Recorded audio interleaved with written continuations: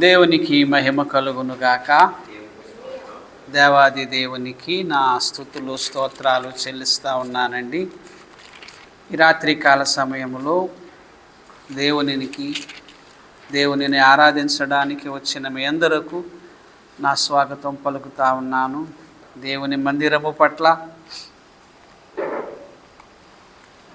ఆయన వాక్యము పట్ల దేవుడు మీకు ఇచ్చిన ఆసక్తిని బట్టి దేవుని స్తుతిస్తూ ఉన్నాను. రండి మిత్రులారా, కాసేపు మనం దేవుని వాక్యాన్ని ధ్యానము చేద్దాము. మత్తయి సువార్త 26వ అధ్యాయము 40-41 వచనాలు. మత్తయి సువార్త 26వ అధ్యాయము 40-41. ఆయన మరలా శిష్యుల యొద్దకు వచ్చి వారు నిద్రించుట చూచి, ఒక గడియ అయినను నాతో కూడా మేల్కొని ఉండలేరా? మీరు శోధనలో ప్రవేశింపకుండునట్లు మెళకువగా నుండి ప్రార్థన చేయుడి. ఆత్మ సిద్ధమే గాని శరీరము బలహీనమని పేతురుతో చెప్పి. ఈ కాంటెక్స్ట్ అంతా ఇందాక పాప చదివింది కదా, శిరీష చదివింది కదా. యేసుక్రీస్తు ఆయన ప్రార్థన చేసుకోవడానికి వెళ్తాడు, అలా వస్తాడు. శిష్యులను మీరు కూడా ప్రార్థన చేయండి అంటాడు. మరలా వెళ్ళి ఆయన ప్రార్థన చేసుకుంటాడు. మరలా వచ్చినప్పటికి వీళ్ళు నిద్రపోయి ఉంటారు. ఒక గడి అయినను మీరు మేలుకొని ఉండలేరా? మీరు శోధనలో ప్రవేశింపకుండునట్లు ప్రార్థన చేయండి అని అంటూ ఇక్కడ ఏమంటాడంటే, ఆత్మసిద్ధమే కానీ శరీరము బలహీనము. అంటే ఆయన ప్రార్థన చేయమన్నా సరే వాళ్ళు ప్రార్థన చేయలేకపోతారు. కారణం ఏమిటంటే వాళ్ళు నిద్రపోతా ఉంటారు. ఇక్కడ ఆత్మసిద్ధమే అనే పదానికి అర్థం ఏమిటి? అక్కడ ఈ కాంటెక్స్ట్ అంతా మీరు చదివారు కదా. ఆత్మసిద్ధమే అంటే అర్థం ఏమిటి? యేసు ఆ మాట అనడంలో ఆయన ఉద్దేశం ఏంటి? ఆత్మసిద్ధమే అంటే ప్రార్థన చెయ్యాలనే ఆశ ఉంది. మన జీవితానికి అన్వయించి, ఇది కేవలం వాళ్ళకే అని మాత్రం అనుకోవద్దే, మనందరి జీవితాలకి అన్వయించబడే మాట. ఆత్మసిద్ధమే అంటే ప్రార్థన చెయ్యాలని మీకున్నది, కానీ మీరు చేయలేకపోతున్నారు. కారణం ఏమిటి? శరీరము బలహీనము. ఇక్కడ శరీరం బలహీనం అంటే అర్థం ఏంటి? శరీరము సహకరించడం లేదు ప్రార్థనకు. కారణం ఏంటి? ఏమండి? ఆత్మసిద్ధమే అంటే మీకు ప్రార్థన చేద్దామనే ఉంది, కానీ మీ శరీరం బలహీనం అంటున్నాడు అక్కడ. అంటే ఎలా? అక్కడ బలహీనం అంటే ఏమిటి? అక్కడ బలహీనం అనే పదాన్ని మనం ఎలా అర్థం చేసుకోవాలి? నిద్ర. అక్కడ బాగా నిద్రపోతున్నారు కదా, బాగా నిద్రమత్తులో ఉన్నారు వాళ్ళు. సో ఆ నిద్రమత్తు వలన వాళ్ళు ప్రార్థన చేయలేకపోతున్నారు అనే భావంతోనే శరీరం బలహీనం అని యేసు అన్నాడంటారా? ఒక్కోసారి మనకి నిద్ర బాగా వచ్చేస్తున్నప్పుడు మనం కూడా ప్రార్థన చేయలేం కదా, గబగబా ప్రార్థన చేసేసి పడుకుని పోతాం. అలసట సంథింగ్ ఏదో. ఆ భావముతోనే యేసు శరీరము బలహీనము అని అంటున్నాడు అంటారా? ఒకవేళ అదే కరెక్ట్, మీరు చెప్పింది రైట్. ఒకవేళ అదే కరెక్ట్ అయితే వాళ్ళు నిద్రను భరించలేకపోతున్నారు, అంత అలసిపోయారు వాళ్ళు అని మనం అనుకుందామంటే కాదు. అక్కడ పైన ఏమనంటాడు? ఒక్క గడి అయినను నాతో కూడా మేల్కొని ఉండలేరా? అంటే కాసేపు కూడా మీరు మేల్కొని ఉండలేరా? ఒకసారి మీకు గుర్తుందో లేదో, మనము శిష్యులు బాగా అలసిపోయి వచ్చినప్పుడు యేసేమన్నాడు? సరే, అది కూడా నేను మీకు చూపిస్తాను. మార్కు సువార్త 6వ అధ్యాయము 31లో మనం చూస్తే, ఒక్కసారి చూడండి. మార్కు సువార్త 6వ అధ్యాయము 31లో, అప్పుడు ఆయన, మీరు ఏకాంతముగా అరణ్య ప్రదేశమునకు వచ్చి కొంచెము సేపు అలసట తీర్చుకొనుడని చెప్పాను. ఏలయనగా అనేకులు వచ్చుచూ పోవుచూ నుండినందున భోజనము చేయుటకైనను వారికి అవకాశము లేకపోయాను. ఇక్కడ శిష్యులు పాపం చాలా అలసిపోయి ఉన్నారు. అప్పుడు యేసేమంటున్నాడు?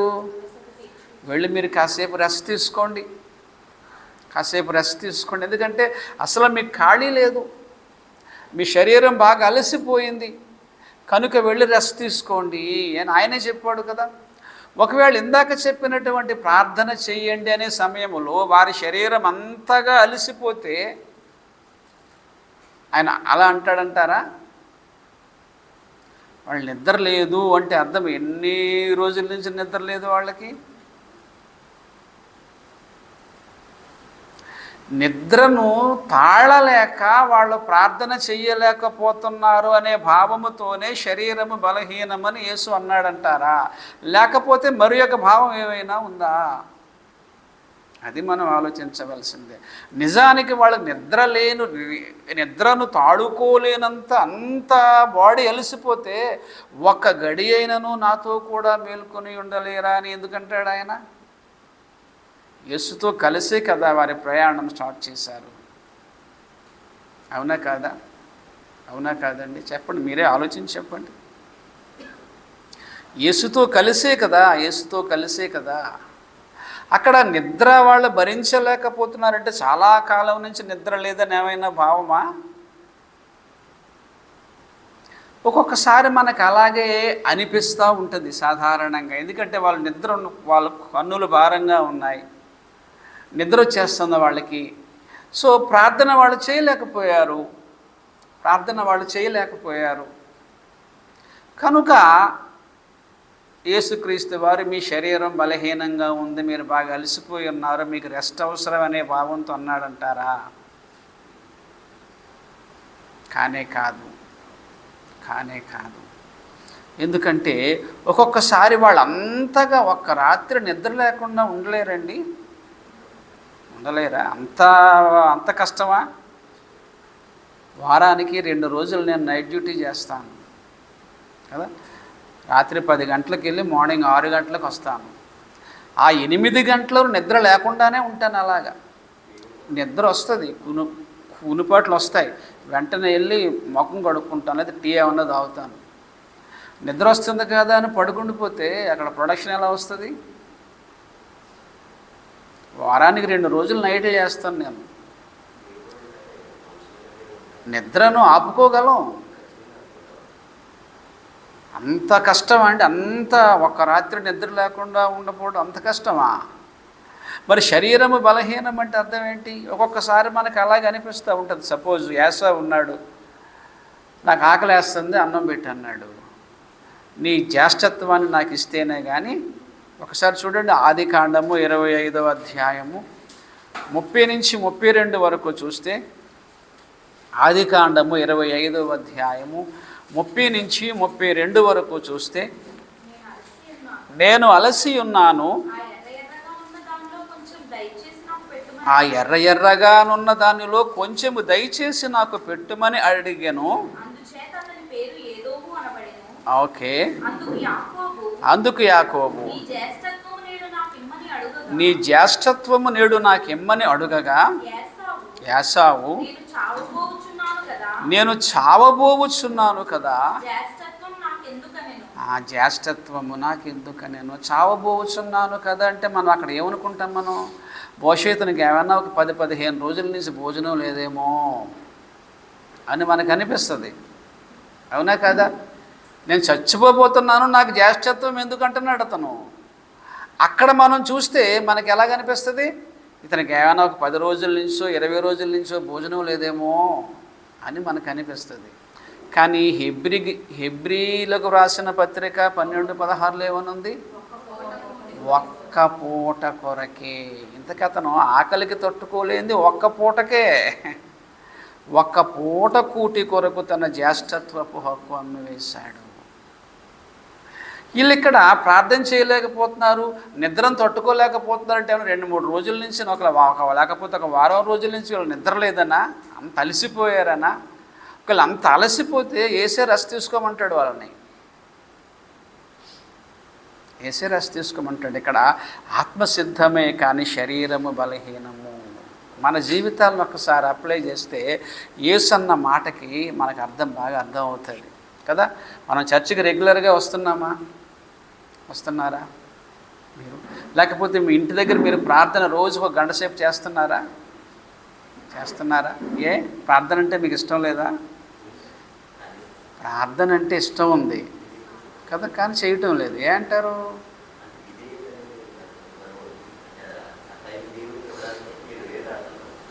అది వాట్ ఈస్ ద రీజన్?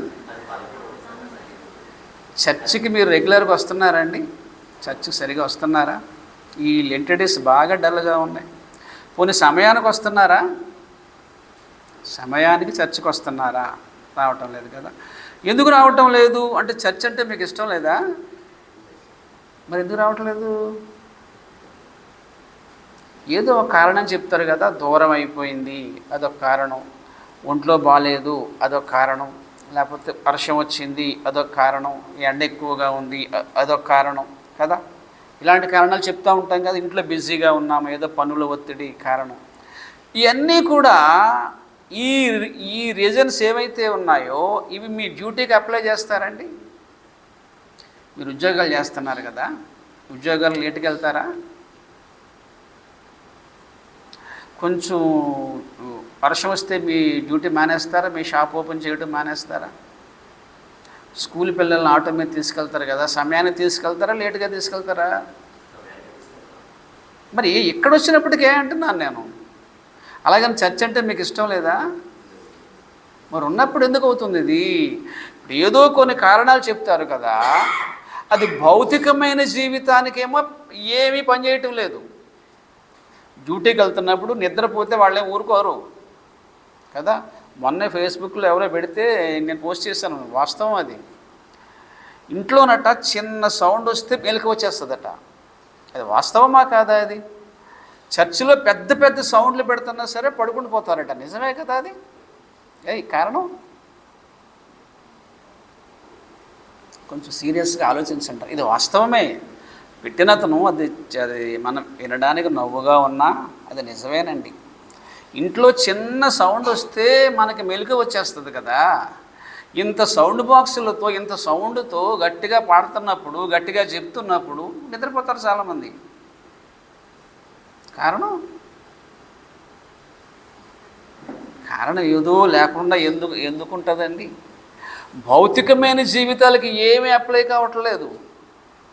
చర్చికి వచ్చినప్పటికే ఎన్నో రీజన్. చర్చ్ ఏమన్నా ఒక 10 నిమిషాలు ఆలస్యం అయిందనుకోండి, చాలా కంప్లైంట్స్ కదా. ఎండలో వెళ్ళాల్సి వస్తుంది, పిల్లలకి లేట్ అయిపోతుంది, అవి ఇవి. ఓన్లీ చర్చి దగ్గరే ఇవి. మీ ఉద్యోగాలలో, మీ డ్యూటీలలో, మీ వ్యాపారాలలో ఇక్కడ మళ్ళీ ఏమి లేవు ఇవి. ఎస్పెషల్లీ స్పిరిచువల్ విషయాలకు వచ్చినప్పటికే. అలాగని దేవుని మందిరం అంటే మీకు ఇష్టం లేదా? ప్రార్థన అంటే మీకు ఇష్టం లేదా? ఇష్టమే, ఆత్మసిద్ధమే. వాస్తవికంగా ఆలోచించండి ప్రియులారా. వాక్యం ఎప్పుడూ వాస్తవమే చెప్తుంది, నిజమే చెప్తుంది. చర్చికి రాకపోవడానికి మీరు చెప్పే ప్రతి కారణము కూడా మీ ఉద్యోగానికి, మీ వ్యాపారానికి, మీ వ్యక్తిగతమైన పనులకి మీరు అప్లై చేయలేరు. వర్షం వస్తే రెయిన్ కోట్ వేసుకు డ్యూటీకి వెళ్ళిపోతాం కదా మనం, అవునా కదా? వెళ్ళిపోతాం. ఏ పనైనా సరే పెర్ఫెక్ట్గా జరిగిపోతుంది మన భౌతికమైన జీవితానికి. ఎలాంటి పరిస్థితుల్లో కూడా మన ఫిజికల్ పనులన్నీ చక్కగా జరిగిపోతాయి. చర్చ్ దగ్గరకు వచ్చినప్పటికే, ప్రార్థన దగ్గరకు వచ్చినప్పటికే, సువార్త దగ్గరకు వచ్చినప్పటికే ఏదో కారణాలు చెప్తూ ఉంటాం మనం. అని కారణం ఏంటంటే ప్రియులారా, గలతీయులకు రాసిన పత్రిక 5వ అధ్యాయము 17వ వచనము. గలతీయులకు రాసిన పత్రిక 5వ అధ్యాయము 12వ వచనం. ఆత్మసిద్ధమే కానీ శరీరము బలహీనం అంటే ఏంటో ఒక్కసారి చూడండి. శరీరము ఆత్మకును, గలతీ 5:17, శరీరము ఆత్మకును, ఆత్మ శరీరమునకును విరోధముగా అపేక్షించును. ఆత్మ సిద్ధమే కానీ శరీరమట విరోధము, ఆత్మకు విరోధముగా ఉంటుంది. ఇవి ఒకదానికొకటి వ్యతిరేకముగా ఉన్నవి కనుక మీరేవి చేయ నిశ్చయింతురో వాటిని చేయకుందరు. ఇక్కడ మీరు అన్న వాళ్ళు ఎవరో మనకు కావాలి. ఏవి చేయ నిశ్చయింతురో అది ఏటో కావాలి మనకి. ఇవి రెండు కావాలి. ఇక్కడ మీరు అంటే ఎవరు? ఈ పత్రిక ఎవరికి రాస్తున్నాడు? గలతీయులోనున్న సంఘములకు వ్రాయునది. అన్యులకు కోసం కాదు, ఇది క్రైస్తవులమైన మన కొరకే రాస్తున్నాడు. శరీరము ఆత్మకును, ఆత్మ శరీరమునకును విరోధముగా అపేక్షించును. రక్షించబడిన తరువాత జీవితమే ఇది. నేను ఇందాక అడిగాను కదా, మీరు చర్చికి ఎందుకు రావట్లేదు, మీరు ఎందుకు ప్రార్థన చేయట్లేదు, ఇవన్నీ ఎవరు అన్యులకు అడుగుతున్నానా, క్రైస్తవులను అడుగుతున్నానా? రక్షించబడిన తరువాతే కదా మిమ్మల్ని అదని అడుగుతున్నాను కదా. మరి ఎందుకు మా ఆదిమ సంఘం వారు చక్కగా ప్రతిదినము కూడుకున్నారు? మీరు సమాజముగా కూడుట మానక ఈ వచనాలు ఉన్నాయన్న సంగతి మీకు తెలీదా? తెలుసా తెలీదా? మరి ఎందుకు రావట్లేదు? అలాగని రావటం మీకు ఇష్టం లేదా? రావాలనే ఉంది, రావాలనే ఉంది. దేవుని మందిరానికి రావాలనే ఉంది. ప్రతిరోజు గంట సేపు ప్రార్థన చేస్తున్నాను నేను అని ఎవరైనా చెప్పగలరా? ఎవ్రీడే ప్రతిరోజు గంట నేను మోకరించి ప్రార్థన చేస్తున్నాను, సంతోషిస్తాను నేను. చెప్పండి ఎవరో నేను చేస్తున్నాను, ఎవరిని చేయొద్దండి పోనీ. ప్రార్థన అంటే ఇష్టం లేదా మీకు? మరి ఎందుకు చేయట్లేదు? అదే రీజన్ మనం బయటికి లాగాలి. ప్రతిరోజు 8 గంటలు డ్యూటీ చేస్తున్నాము, ప్రతిరోజు 12 గంటలు మన షాప్ ఓపెన్లో ఉంటుంది. మిగతావన్నీ విషయాల్లో ఇంత పెర్ఫెక్టెన్సీ, యాక్యురసీ ఉన్నప్పుడు ఎందుకు ఆత్మ సంబంధమైన విషయాలపై ఇదే శరీరం ఆత్మకును, ఆత్మ శరీరమునకును విరోధముగా అపేక్షించును. ఇవి ఒకదానికొకటి వ్యతిరేకముగా ఉన్నవి కనుక మీరు, అనగా ఇక్కడ క్రైస్తవులే, మీరు ఏవి చేయనిశ్చయింతురో అన్నది ఏంటది? ఏవి చేయనిశ్చయింతురు అంటే అర్థం ఏంటది? అక్కడ ఉద్యోగము, వ్యాపారము, చదువు అది కాదు. అవి చేయనిశ్చయింతే చేసేస్తారు. నేను ఫస్ట్ క్లాస్లో పాస్ అవ్వాలని పట్టుదలతో చదివితే అక్కడ ఓకే, భౌతికమైన విషయాల దగ్గర ఓకే. ఇక్కడ ఏవి చేయనిశ్చయింతురో అంటే ఆత్మ సంబంధమైన విషయాలు. ప్రార్థన చేయాలనుకుంటాను, చేయలేము, గబగబా చేసి పడుకుని పోవాలి. ఎవరైనా ప్రార్థన కాసేపు ఎక్కువసేపు చేస్తే మన కోపం వచ్చేస్తుంది. ఎంతసేపా కదా.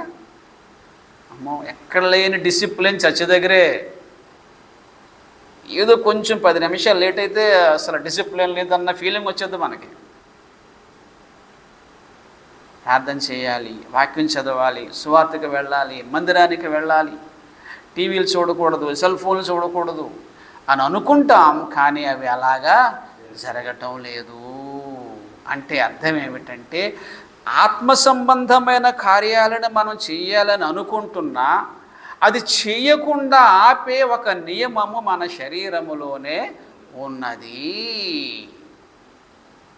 ఈ వాస్తవాన్ని మనము ఒప్పుకొని తీరాల్సిందే. వాక్యము అబద్ధము చెప్పదు ప్రియులారా, వాక్యము అబద్ధము చెప్పదు. నిజముగా మన జీవితాలకి ఇది పెర్ఫెక్ట్గా సరిపోతుంది. చెప్పటం మనం బాగానే చెప్పేస్తాం కదా. రైట్ నౌ మీలో యాకోబు రాసిన పత్రిక 4వ అధ్యాయము ప్రారంభ వచనం ఏదైనా ఒక మిస్టేక్ జరుగుతున్నప్పుడు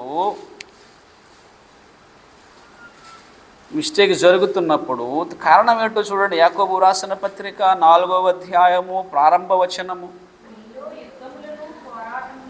మీలో యుద్ధములను పోరాటములను దేని నుండి కలుగుచున్నవి? మీ అవయవములలో పోరాడు భోగేచ్ఛల నుండి కదా. మీ అవయవములలో పోరాడు భోగేచ్ఛల నుండి. మన శరీర అవయవములలోనే దేవుని ఆజ్ఞలను అతిక్రమించి ఒక గుణము, స్వభావము మనకు ఉన్నది. మూల కారణాన్ని అన్వేషించకుండా ప్రాబ్లం సాల్వ్ అవ్వదండి. మూల కారణం ఏంటో తెలియాలి. ప్రార్థన అంటే ఇష్టమే కానీ చేయలేకపోతున్నాం. దేవుని మందిరానికి రావాలంటే ఇష్టమే కానీ రాలేకపోతున్నాం. రాలేకపోవడానికి మనం చెప్పే కారణాలు ఏవైతే ఉన్నాయో, పోనీ ఈ కారణాన్ని బట్టి రావటం లేదని మనం అనుకుందామంటే అదే కారణాలతో డ్యూటీకి వెళ్ళిపోతున్నాము, అదే కారణాలతో బయట పనులు అన్నీ చేసేసుకుంటున్నాము. ఎక్కడికొచ్చినప్పటికీ ఆ రూల్ మనకు అప్లై అవుతుంది. రోమీయులకు రాసిన పత్రిక 7వ అధ్యాయము కీలకమైన అధ్యాయము. ప్రతి వచనాన్ని ప్రియులారా కూలంకుషంగా మనం చదవాలి. రోమీయులకు రాసిన పత్రిక 7వ అధ్యాయము 25 చూడండి.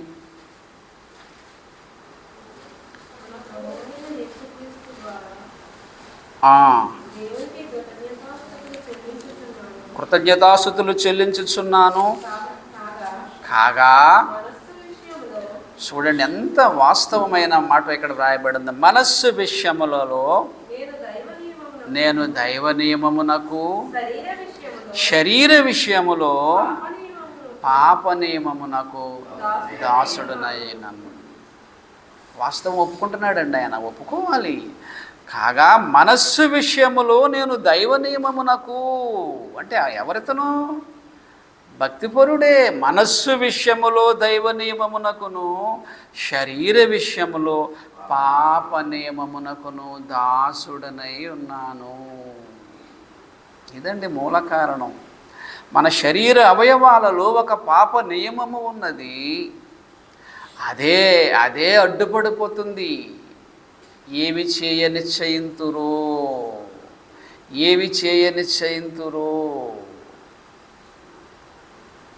వాటిని చేయకుందురు.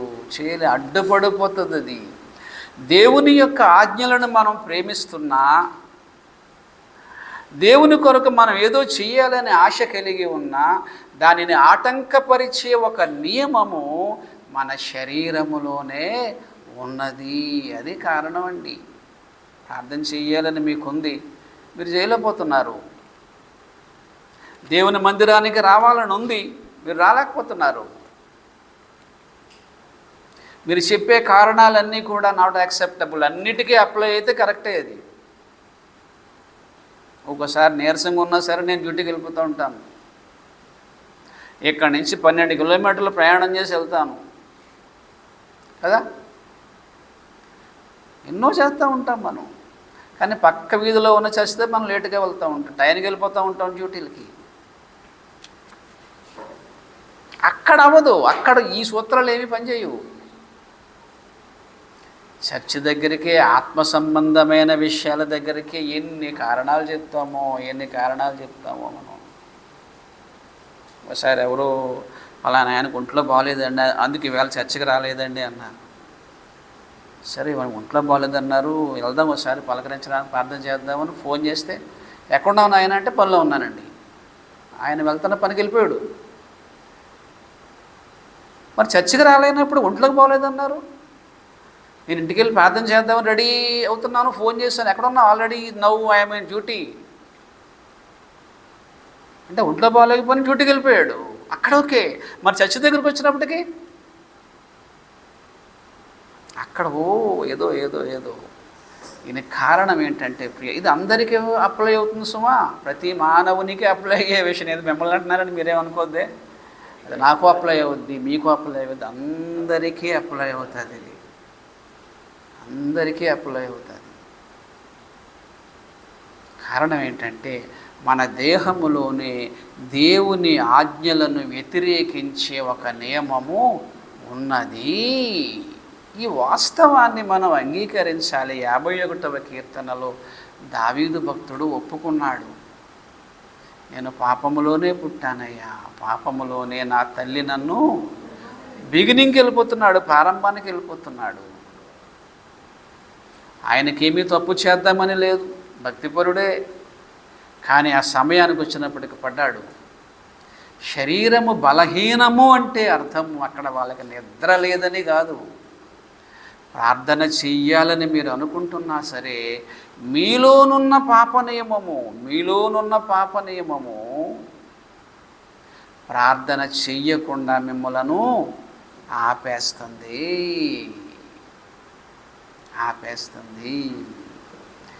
అదండి కారణం. అందరికీ సూత్రం ఎందుకు అప్లై అవుతుంది అంటే, అందరిలోనూ చర్చికి లేటుగా వచ్చేవాళ్ళు మన సంఘంలోనే కాదు, అన్ని సంఘాల్లోనంతే. కాస్త ఎండ ఎక్కువైతే చర్చి మానేసేవాళ్ళు, వర్షం వస్తే చర్చి మానేసేవాళ్ళు, మన సంఘంలోనే కాదు, అన్ని సంఘాల్లోనే ఉంటారు వీళ్ళు. అందరికీ అప్లై అవుతుంది ఇది, అందరికీ అప్లై అవుతుంది. కారణం ఏంటంటే ప్రియులారా, మన శరీరములో ఏముంది? పాప నియమము ఉన్నది, పాప నియమము ఉన్నది. ఇదే కారణం, ఇదే కారణం అండి. ఈ కారణాన్ని బట్టే మనం ప్రార్థన చేయలేకపోతున్నాం, ఈ కారణాన్ని బట్టే మనం పరిశుద్ధంగా బతకలేకపోతున్నాం, ఈ కారణాన్ని బట్టే మనం సువార్తకు సరిగా చేయలేకపోతున్నాం, ఈ కారణాన్ని బట్టే దేవునికి ఇవ్వాల్సింది మనం ఇవ్వలేకపోతున్నాం. అది సమయమైనా ధనమైనా ఏదైనా సరే. దేవుని దగ్గరికి వచ్చినప్పటికీ మనం కాంప్రమైజ్ అయిపోతూ ఉంటాం. పర్లేదులే, వెళ్ళకపోయినా పర్లేదు, ఆటోమేటిక్గా మన బాడీలో వచ్చేస్తుంది. మిగతా విషయాల్లో అమ్మో చాలా యాక్యురసీగా ఉంటాం, అక్కడ పెర్ఫెక్ట్గా ఉంటాం. దేవుని దగ్గరికి వచ్చినప్పటికే ఇవన్నీ చెప్పే కారణాలన్నీ మనం చెప్తూ ఉంటాం. ఇది అందరి జీవితాలకి అప్లై అవుతుంది ప్రియులారా. అందుకే మనస్సు విషయంలో నేను దైవ నియమమునకును, శరీర విషయంలో పాప నియమమునకు నేను దాసుడనై ఉన్నాను. పౌలు గారు చెప్పిన వాస్తవం అది. ఆయన శరీరములో కూడా పాప నియమము ఉంది. అంటే మనం ఇప్పటి వరకు స్టడీ చేసినవన్నీ ఏంటంటే ప్రియులారా, మూల కారణాన్ని కనుక్కున్నాం, టెస్ట్ చేసాం. ఏంటి కారణం? మన క్రిస్టియానిటీలో ఎందుకు ఎలా అవుతుంది? మీ అందరికీ సంఘం అంటే ఇష్టమే, కానీ చర్చికి రావటం లేదు సరిగా. మీ అందరికీ ప్రార్థన అంటే ఇష్టమే, కానీ ప్రార్థన సరిగా చేయటం లేదు. అన్నీ ఇష్టమే, ఆత్మసిద్ధమే.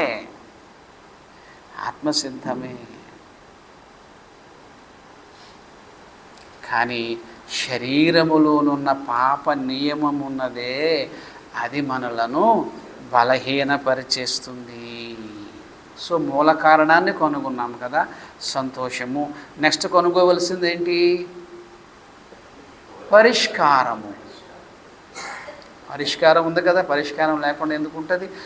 నెక్స్ట్ అందుకే రోమీయులకు రాసిన పత్రికలో 4, 5, 6, 7, 8 అధ్యాయాలు బాగా చదవండి. ఇక్కడ రోమీయులకు రాసిన పత్రిక 8వ అధ్యాయము,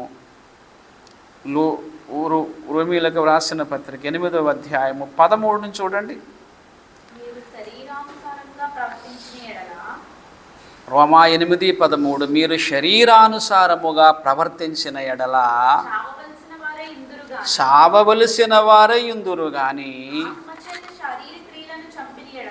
ఆత్మచేత శరీర క్రియలను చంపిన ఎడల మీరు జీవించెదరు. దేవుని ఆత్మచేత ఎందరు నడిపింపబడుదురో వారందరూ దేవుని కుమారులయ్యుందురు. దేవునికి మహిమ కలుగునుగాక. సొల్యూషన్ ఇక్కడ చెప్పబడింది. మీరు శరీరానుసారముగా ప్రవర్తించిన ఎడల చావవలసిన వారయ్యుందురు కానీ ఆత్మచేత శరీర క్రియలను చంపిన ఎడలా అనంటూ కిందే ఉంది, దేవుని ఆత్మచేత ఎందరూ నడిపించబడుదురో వారందరూ దేవుని కుమారులై ఉందురు. అంటే శరీరములో పాప నియమం ఉన్నదే, దాన్ని కంట్రోల్ చేసేయాలి. యాక్చువల్గా అది మనల్ని లోబరి చేసుకుంటుంది. అది చెప్పాడు కదా పౌలు భక్తుడు, నన్ను లోబరుచుకుంటుంది అది అంటున్నాడు కదా. దాన్ని మనం లోబరి చేసుకోవాలంటే మనలో ఏముండాలి? పరిశుద్ధాత్ముడు మనలో ఉన్నప్పుడే మనం ఈ పాప నియమమును ఎదురించగలం, పోరాడగలం, జయించగలం. సోదరిమణులారా, పరిశుద్ధాత్మను గూర్చినటువంటి అవసరతను మనం గుర్తించాలి. ఆత్మచేతనే అనే గ్రంథాన్ని వ్రాస్తాను. మరి మీలో ఎంతమంది చదివారో నాకు తెలియదు, కానీ పరిశుద్ధాత్మ లేకుండా నథింగ్, మనం ఏమీ చేయలేమండి. ఎందుకు మనకి పరిశుద్ధాత్మను వరముగా దేవుడిచ్చాడు అంటే మీ శక్తి చాలదు, అంతే కదా అర్థము. మనకు మనముగానే జయించేయగలం అనుకుంటే మనకి పరిశుద్ధాత్మ ఎందుకు? నేను ఉండాలనే అనుకుంటున్నాను, ఉండలేకపోతున్నాను. రోమీయులకు రాసిన పత్రిక 7వ అధ్యాయం అంతా అదే. అది మనకు కాదు అనకండి, అందరికీ అప్లై అవుతుంది. అది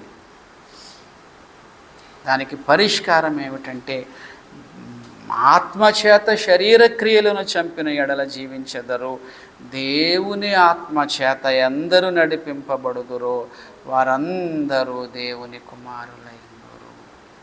మనం ఎప్పుడైతే పరిశుద్ధాత్మను పొందుకున్నామో ప్రియులారా, అప్పుడు ఆత్మపూర్ణుడైన వాడు గబగబా సంఘానికి వెళదామని పరిగెడతాడు.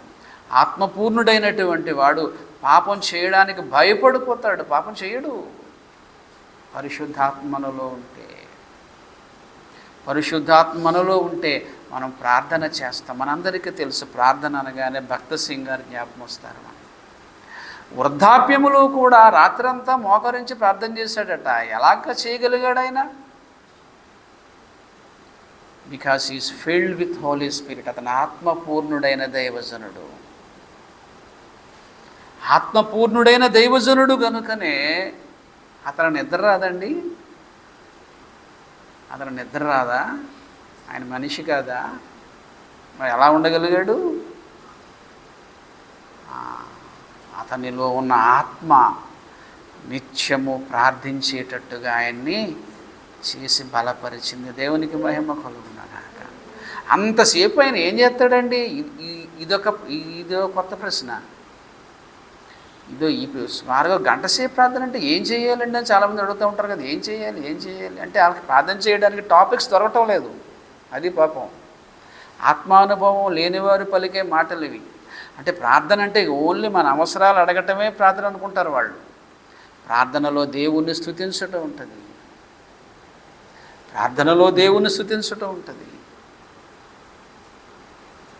ప్రార్థన అనుభవం లేనటువంటి వారు అడిగే ప్రశ్నలు ఇవి.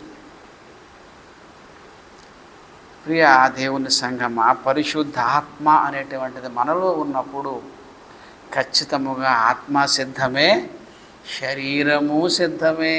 దేవునికి మహిమ కలుగునగా. రక్షణ పొందకముందు ఆత్మ సిద్ధము కాదు, శరీరము సిద్ధము కాదు.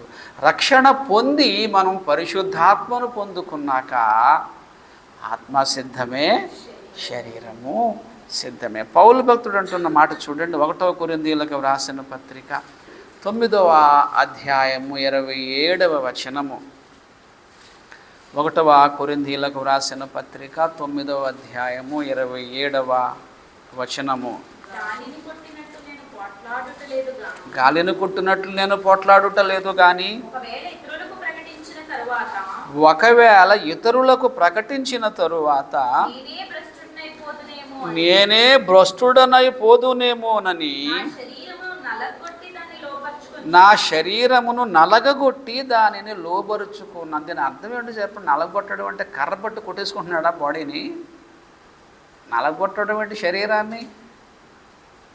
ఇంతకుముందు ఏమంటున్నాడు చూడండి. రోమీలకు రాసిన పత్రిక 7:24 చూడండి. రోమా 7:20. ఇదే పౌలు భక్తుడు అంటున్నమాట. రోమా 7:24.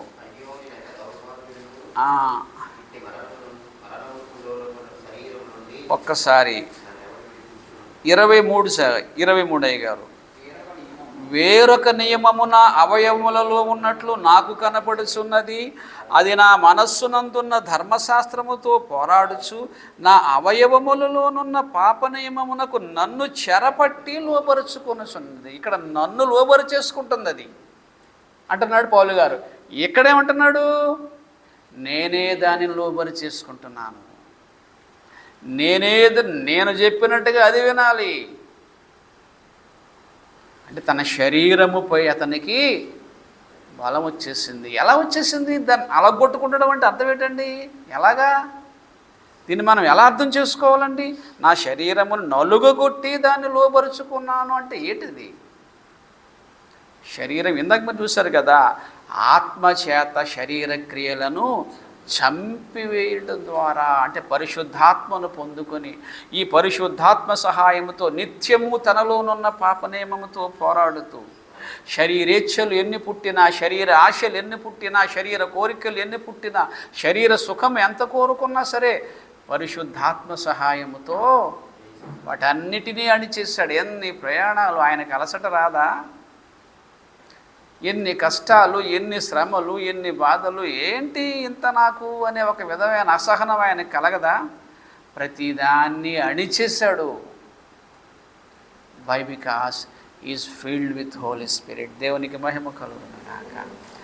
ఆత్మపూర్ణులైన వారికి ఇలాంటి అనుభవం కలుగుతుందండి. ఇలాంటి అనుభవం కలుగుతుంది. ఆత్మ లేని వారికి ఫిజికల్ ఏదో చెప్తూ ఉంటారు. పౌలు గారు ఏదో సొంత శక్తి చేత అనేసుకోకండి.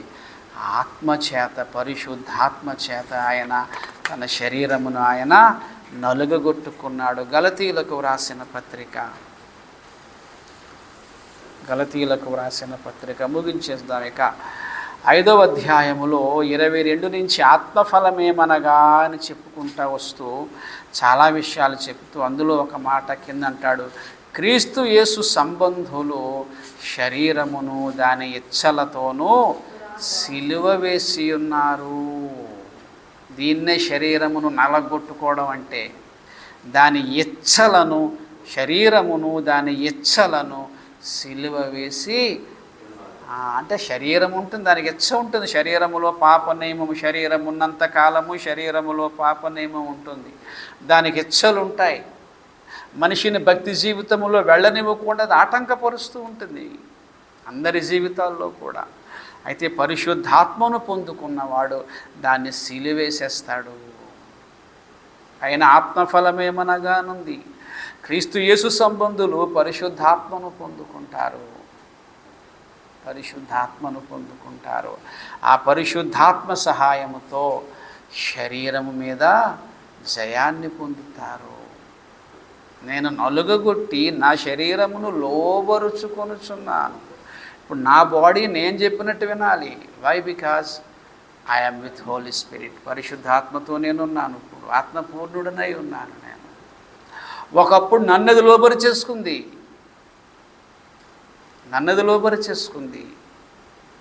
అందుకే పరిశుద్ధాత్మ. ఎందుకు పరిశుద్ధాత్మను దేవుడు భూమి మీద ఇంకా ఉంచాడు? యేసుప్రభు నమ్మేసుకున్నారు, బాప్తిసం తీసేసుకున్నాడు, అయిపోయిందా? వెంటనే మనకి పరిశుద్ధాత్మని ఇస్తున్నాడు కదా. ఎందుకు పరిశుద్ధాత్మని ఇస్తున్నాడంటే ఈ శరీరము, ఈ పాప శరీరము, పాప నియమము కలిగిన ఈ శరీరమును పరిశుద్ధ మార్గములో తీసుకువెళ్ళాలంటే మనలో ఎవరుండాలి? పరిశుద్ధాత్మ ఉండాలి. ఇప్పుడు వీళ్ళే చూడండి ఎంత గొప్పగా ప్రార్థన చేశారో. అపోస్తలుల కార్యములు 6వ అధ్యాయము 4వ వచనము. అపోస్తలుల కార్యములు 6వ అధ్యాయము 4వ వచనము. అయితే మేము ప్రార్థన యందును వాక్య పరిచర్య యందును ఎడతెగక యుందుమని చెప్పాను. ప్రార్థన యందు ఎడతెగక ఉంటాము. వీళ్ళ అపోస్తలులే. మరి ఇప్పుడు నిద్ర లేదా వీళ్ళకి? ఇప్పుడు ఏం కారణాలు ఏమీ లేవా? వాక్యము ప్రార్థన ఇదే పనుల్లో మేము ఉంటాం. ఇక మాకు ఏయో రీజనింగ్లో కారణాలు ఏమి ఉండవు. నిద్ర వస్తుంది, దూరంగా ఉన్నాం, నీరసంగా ఉంది, ఇలాంటివి ఏమి ఉండవు. ఈ కారణాలు ఏమి ఉండవు. పరిశుద్ధాత్మ పొందుకున్నవాడు ఏ విధమైన విషయాన్ని పట్టించుకోడు. ఒకప్పుడు ప్రార్థన చేయమని యేసు చెప్తే నిద్రపోయిన వాళ్ళే వీళ్ళు. మరి ఇప్పుడేమంటున్నారు? ప్రార్థన యందు వాక్య పరిచర్య యందు ఎడతెగక ఉంటాం. బికాజ్ ఎందుకంటే వీళ్ళు ఆత్మపూర్ణులై ఉన్నారు. అది కారణం. మూల కారణాన్ని మనం అన్వేషించకుండా, వాక్యములో చెప్పినటువంటి పరిష్కారాన్ని మనం పట్టించుకోకుండా, మనం ఏదేదో సొంత ఉద్దేశాలతో మనం అనేసుకుంటే ప్రియులారా, మనం పాపము నుంచి బయటికి రాలేము.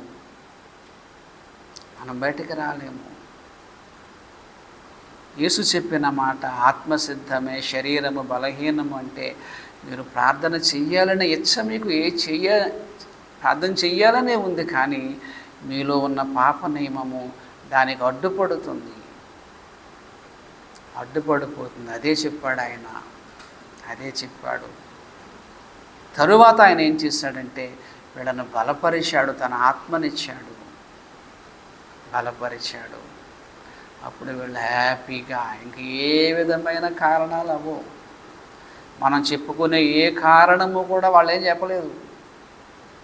చర్చికి ఎందుకు రాలేదంటే ఏదో కారణం చెప్తాం, ప్రార్థన ఎందుకు చేయట్లేదంటే ఏదో కారణం చెప్తూ ఉంటాం కదా, ఏవి చెప్తూ ఉంటాం మనం. అలాంటి కారణాలు ఏమి ఉండవే కాక ఆత్మపూర్ణుడైన వాడికి ఇంకెంతసేపు ఆత్మ సంబంధమైన కార్యక్రమాలే. అందుకే ప్రియులారా, మనము పరిశుద్ధాత్మ కొరకు ప్రార్థన చేయాలి. ప్రార్థన ఎందుకు చేయమన్నాడంటే యేసుక్రీస్తు వారు మీరు శోధనలో ప్రవేశింపకుండానట్లు ప్రార్థన. మన పెద్దలు చెప్పిన మాట, చార్లెస్ స్పర్జన్ గారు అలాంటి చాలామంది గొప్ప భక్తులు చెప్తున్నటువంటి మాట, ప్రార్థనట పాపము చేయనివ్వదట. పాపం ఏం చేయనివ్వదు, ప్రార్థన చేయనివ్వదు. రెండింటి సంబంధం చూసారా? ప్రార్థన పాపం చెయ్యనివ్వదు కనుక పాపం ఏం చేస్తుంది, ప్రార్థన చేయనివ్వదు. అమ్మ వీడు ప్రార్థన చేస్తే నాకే ప్రమాదం, నేను ఉండడానికి అవ్వదు, నా ఇష్టం సాగదు. అందుకే భక్తులు ఎప్పటి నుంచో, నా చిన్నప్పటి నుంచి చెప్తున్న మాటలండి. సాతానట ప్రసంగీకుడికి భయపడదట. సాతాన్ ఎవరికి భయపడుతుంది? ప్రార్థనాపరుడికి భయపడుతుందట. అందుకే పరిశుద్ధాత్మ కొరకు దావీదు భక్తుడు చేసినటువంటి ప్రార్థన మనందరం చేయాలి ప్రియులారా, అందరం చేయాలి. ఎఫెసీయులకు వ్రాసిన పత్రిక 6వ అధ్యాయం 18వ వచనం. ఎఫెసీయులకు వ్రాసిన పత్రిక 6వ అధ్యాయం 18వ వచనము. ఆత్మ వలన ప్రతి సమయమందును, ఇక్కడ ప్రతి సమయమందును ప్రతి విధమైన ప్రార్థనను విజ్ఞాపనను చేయుచు, ప్రతి సమయమందును, ప్రతి సమయమందును, ప్రతి సమయమందును. ప్రార్థన యొక్క విజయాన్ని మీరు చూడాలంటే ప్రియులారా, ప్రార్థన చేయటమే. ప్రార్థన ద్వారా మనం అనేకమైన విజయాలను పొందుకుంటామండి. కానీ ప్రార్థన నేను చేయలేకపోతున్నాను, దానికి పరిష్కారం ఏంటి? ప్రార్థన చెయ్యలేకపోవడానికి పరిష్కారం ఏంటో తెలుసా? ప్రార్థన చేయటమే. ప్రార్థన లేమికి పరిష్కారం ప్రార్థన చేయటమే. ప్రార్థన చేయలేకపోతున్నావా? అయితే ప్రభువా ప్రార్థన చేయలేకపోతున్నానని ప్రార్థన చేయి. No alternation. ప్రార్థన చేయలేకపోతున్నాను, ఇంకోటి ఏమన్నా ఉంటే చెప్పండి, పోనీ పరిష్కారం, కాంపెన్సేషన్ ఏమన్నా ఉందా? నో. ఒకప్పుడు ప్రార్థన చేయడానికి నిద్ర వాళ్ళకి ఆటంకం అయిపోయింది అని మనం చూసాము. ఇప్పుడు నిద్ర లేదు, ఏమీ లేదు. ప్రతి సమయమందును ప్రార్థన చేసేస్తున్నారు, ఎడతెగక ప్రార్థన చేసేస్తున్నారు, ఉపవాసం ఉండి ప్రార్థన చేసేస్తున్నారు. మరి ఎలాగొచ్చేసింది వాళ్ళకి? అప్పుడు శరీరమే, ఇప్పుడు శరీరమే కదా. అప్పుడు శరీరములో పాప నియమము వీళ్ళ లోబరి చేసుకుంది. ఇప్పుడు వీరి శరీరములో ఉన్న పరిశుద్ధాత్ముడు పాప నియమాన్ని లోబరి చేసేసుకున్నాడు. అదే కారణం. కాబట్టి ప్రియులారా, ఆత్మసిద్ధమే. మనందరం కూడా పరిశుద్ధంగా బతకాలని అనుకుంటాం, ప్రార్థన చేయాలని మనం అనుకుంటాం, వాక్యం చదవాలనుకుంటాం, చర్చికి వెళ్ళాలనుకుంటాం, సువార్త చేద్దాం అనుకుంటాం. రకరకాల ఆయన ఆశలు హృదయంలో ఉన్నాయి. మనకి లేకపోవటం ఏమీ లేదు. అంత భక్తిహీనతలో మనం ఏమీ లేవండి. దేవుని మహాకృపను బట్టి హృదయములో మనందరికీ కూడా పవిత్రంగా బ్రతకాలనే ఉంది. కానీ బ్రతకలేకపోతున్నాం. కారణం ఏంటంటే, నేను పౌలు భక్తుడు అంటారు కదా, పౌలు భక్తుడు చెప్పాడు కదా, ఏమంటాడు? మనస్సు విషయములో నేను దైవ నియమమునకును, శరీర విషయములో నేను పాప నియమమునకును దాసు. వాస్తవాన్ని ఒప్పుకోవాలి. ఇది నా పరిస్థితి దేవా. మనస్సు విషయములో నేను దైవ నియమం అనుకున్నానయ్యా, కానీ శరీరములో ఉన్న పాప నియమము నన్ను ముందుకు వెళ్ళనివ్వటం లేదు ప్రభువా అని ప్రార్థన చేస్తే పరిశుద్ధాత్మను దేవుడు మనకు పంపుతాడు. నేనేదో చేసేయగలను, నేనేదో ఉండగలను అనుకుంటా మన భ్రమ. మనకంత శక్తి లేదు.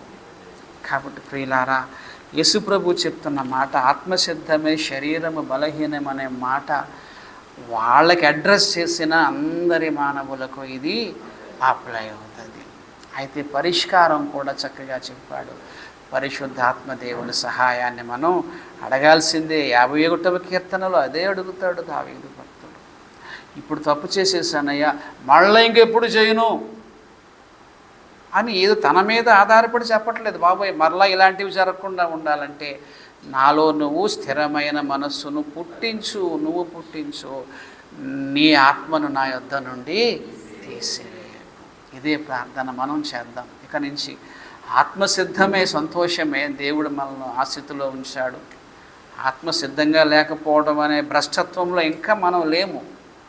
దేవుని దయ వల్ల మనందరం కూడా సిద్ధముగానే ఉన్నాం. అయితే శరీరము బలహీనముగా ఉన్నది కనుక, ఇది మనల్ని లోబరి చేసుకుంటుంది కనుక మనం పరిశుద్ధాత్మ కొరకు ప్రార్థన చేసి మనము దానిని లోబరి చేసుకుని ఆత్మసిద్ధమే శరీరము సిద్ధమే అనే స్థాయిలోనికి మనందరం వెళదాం.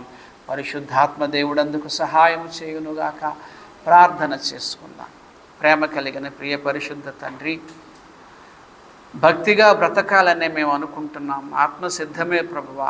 ప్రార్థన చేయాలనుకుంటున్నాం, వాక్యం చదవాలనుకుంటున్నాం, సువార్తకు వెళ్ళాలనుకుంటున్నాం, నీ కొరకు ఇవ్వాలనుకుంటున్నాం, పవిత్రంగా బ్రతకాలనుకుంటున్నాం. కానీ శరీరములోనున్న పాపనియమము తండ్రి మమ్మల్ని లోబరి చేసుకుంటుంది. సరిగా ప్రార్థన చేయనివ్వకుండా ఆపేస్తుంది. భౌతికమైన జీవితంలో అంతా పర్ఫెక్ట్గా ఉంటున్నాం మేము, అక్కడ మాకు ఏ ఇబ్బంది లేదు. కానీ ఆత్మ సంబంధమైన విషయం దగ్గరికి వచ్చినప్పటికే ప్రభువా మేము చేయాలనుకున్నవి చేయలేకపోతున్నాం తండ్రి. ఇది మా శక్తికి మించినది కనుకనే మీ ఆత్మ సహాయాన్ని అడుగుతూ ఉన్నాము దేవా. మీ ఆత్మను మాలోనికి పంపండి. మీ ఆత్మతో మమ్మను బలపరచండి.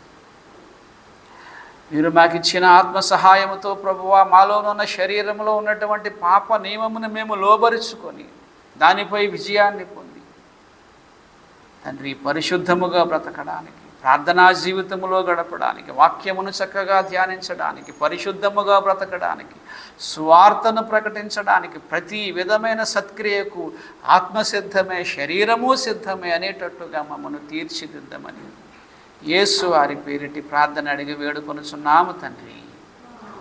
ఆమేన్.